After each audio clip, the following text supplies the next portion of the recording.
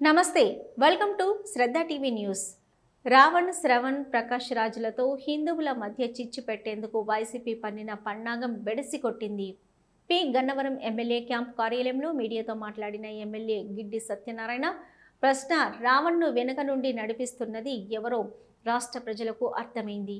రావణ్ను ఏ విషయంలో అరెస్టు చేసినా న్యాయ సహాయం అందించేందుకు వైసీపీ ముందుంటుందని ఆ నాయకులే బహిరంగంగా చెప్తున్నారన్నారు. మతపరమైన కుట్రలు పన్ని మత విద్వేషాలు రెచ్చగొట్టేలా తాడపల్లి ప్యాలెస్లో పథక రచన చేస్తున్నట్లు సమాచారం. హే రామ్ అంటూ రావణ్ కోసం జగన్ తెగ బాధపడుతున్నట్లు ఉన్నాడన్నారు. పశ్చిమ గోదావరి జిల్లా ఉండి నియోజకవర్గం ఆకివీడు పెద్దపేటలో నిర్మించిన రామాలయం గొడవల్లో జనసేనాని ఉప ముఖ్యమంత్రి పవన్ కళ్యాణ్ ను లాగడం దారుణమన్నారు. అందరికీ నమస్కారం. మరి ప్రస్తుతం రాష్ట్రంలో జరుగుతున్నటువంటి పరిస్థితులు మీ అందరికీ తెలుసు. క్రైస్తవులను రెచ్చగొట్టి మత ఘర్షణలు సృష్టించే దిశగా వైసీపీ తీవ్రమైనటువంటి కుట్రలు పొందుతుంది అనేది విషయం మీ అందరికీ తెలుసు. ఎందుకనంటే రావణ్ వెనుక ఉండి నడిపిస్తున్నది ఎవరు అనేది ప్రస్తుతం అందరికీ అర్థమైంది. రావణ్తో పాటు శ్రావణం, ఈ రావణ్తో పాటు పనిచేసే శ్రావణే సరిపోకుండా వైసీపీ వాళ్ళు ప్రత్యక్షంగా మేము వాళ్ళు వెనకున్నామని తెలియజేయటం కూడా జరిగింది. దీనికి ప్రధానమైనటువంటి విషయం ఏంటంటే రావణ్కి రావణ్ ఏ విషయంలో అయితే అరెస్ట్ చేశారో అతనికి న్యాయ సహాయం చేయడానికి మేము ముందుంటామని పత్రికా ముఖంగా వాళ్ళు వచ్చి చెప్పడం జరిగింది. అంటే ఇది రావణ్ వెనక ఉండి ఒక మతపరమైనటువంటి కుట్రలో పన్ని ఈ రాష్ట్రంలో మత విద్వేషాలు రెచ్చగొట్టి గొడవలు సృష్టించాలనే దిశగా జరుగుతున్నటువంటి కుట్రని చెప్పక తప్పట్లేదు. అయితే హే రామ్ అంటూ రావణ్ కోసం తెగ బాధపడ్డాడు జగన్.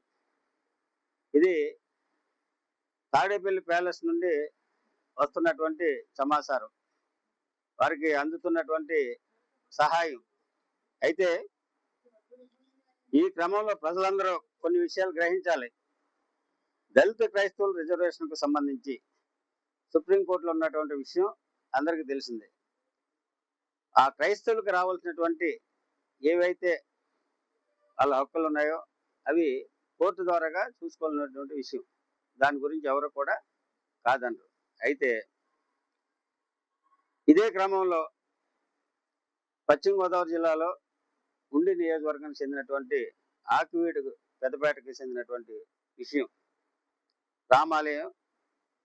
ఇది ఆ నియోజకవర్గానికి ప్రాతినిధ్యం వహిస్తున్నటువంటి రఘురామకృష్ణరాజు అక్కడ రామాలయం కట్టే దిశగా అక్కడ ఉన్నటువంటి ఘర్షణ అది. ఈ విధంగా రాష్ట్రంలో క్రైస్తవులను రెచ్చగొట్టి ముఠాలు కొన్ని రంగంలోకి దిగాయి అనేది అందరికీ అర్థమవుతున్నది. అయితే మొన్న ఏలూరులో జరిగినటువంటి దళిత క్రైస్తవ సభ, ఆ దళిత క్రైస్తవ సభలో అక్కడ చేసినటువంటి వక్తలు ఎవరు కూడా క్రైస్తవుల యొక్క వాళ్ళకి రావాల్సినటువంటి డిమాండ్స్ గురించి కానీ వారికి జరుగుతున్నటువంటి అన్యాయం గురించి కానీ ఏ ఒక్కరు మాట్లాడలేదు.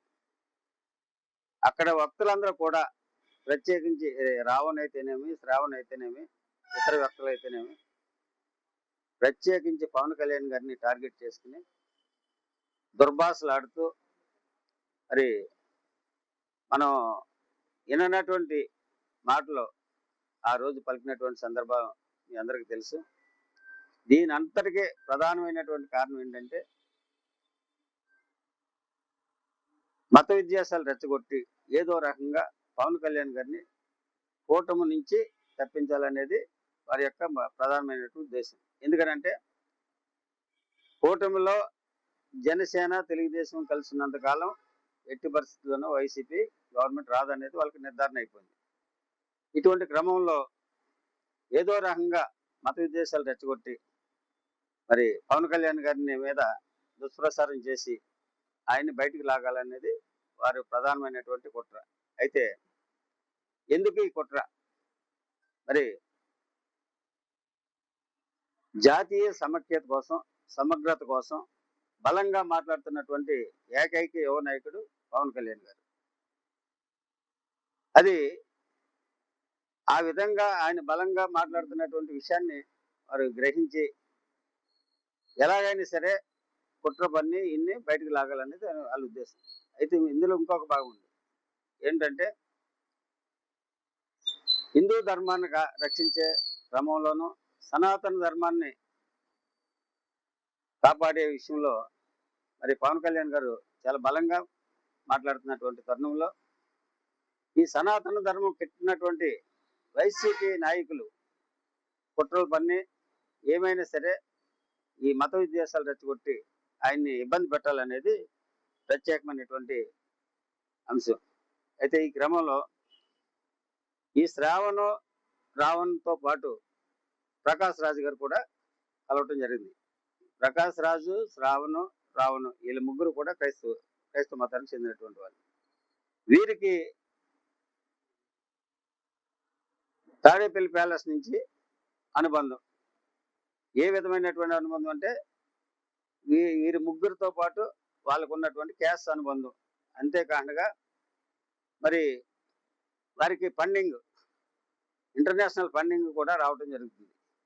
దీని అంతటి మీద ప్రభుత్వం ప్రత్యేకమైనటువంటి దృష్టి సారించి అసలే ఈ కుట్ర ఏ విధంగా జరుగుతుంది, దీనికి సంబంధించినటువంటి ఫండింగ్ ఎక్కడి నుంచి వస్తుంది ఏంటనేది ప్రభుత్వం దీని మీద లోతుగా తీసుకోవాల్సినటువంటి చర్య ఉందని ఈ సందర్భం మీకు తెలియజేసుకుంటూ, మరి దీన్ని బట్టి అర్థం అవుతుంది పవన్ కళ్యాణ్ లక్ష్యంగా చేసుకొని కొన్ని ముఠాలు పనిచేస్తున్నాయి కాబట్టి ఇవి ప్రజలందరూ అర్థం చేసుకుని దీనికి వైసీపీ నాయకులకు తగిన గుణపాఠం చెప్పాలనేది నేను ఈ సందర్భంగా మీకు తెలియజేస్తున్నాను. అయితే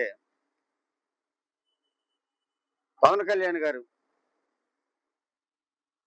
ఈ దేశంలో ఒక ఆణిముత్యం ఏ విధంగా అంటే ఏ విధమైనటువంటి అవినీతి మచ్చలేనటువంటి రాజకీయ నాయకుడు ఉన్నారంటే అది ఒక పవన్ కళ్యాణ్ గారికే దక్కుతుంది. ఇన్ని సుగుణాలు ఉన్నటువంటి పవన్ కళ్యాణ్ గారిని ఏ విధంగా అయినా సరే రెచ్చగొట్టి ఈ మత విద్వేషాలు సృష్టించి ఆయన్ని బ్యాడ్ చేయాలనేది వైసీపీ నాయకులు చేస్తున్నటువంటి కుట్ర కాబట్టి తప్పనిసరిగా మనం ఈ కుట్రని ఈ రాష్ట్ర ప్రభుత్వం తెలుసుకుని దీని మీద సరైనటువంటి యాక్షన్ తీసుకుంటారని నేను భావిస్తున్నాను. అంతేకాకుండా ప్రజలందరూ గమనించాలి. మరి ఏ విధమైనటువంటి కుట్రలు జరిగినా ప్రజలందరూ తెలుసుకుని దానికి తగిన రీతిలో కూటమి నాయకులందరూ కూడా స్పందించాలని నేను మనవి చేస్తూ, మరి ఇక మీదట వాళ్ళు ఎప్పుడెప్పుడు ఏవైతే చేస్తున్నారో అవి మనం కూడా తెలుసుకుని దానికి తగిన రీతిలో స్పందించాలని ఈ సందర్భంగా తెలియజేసుకుంటూ, జై జనసేన.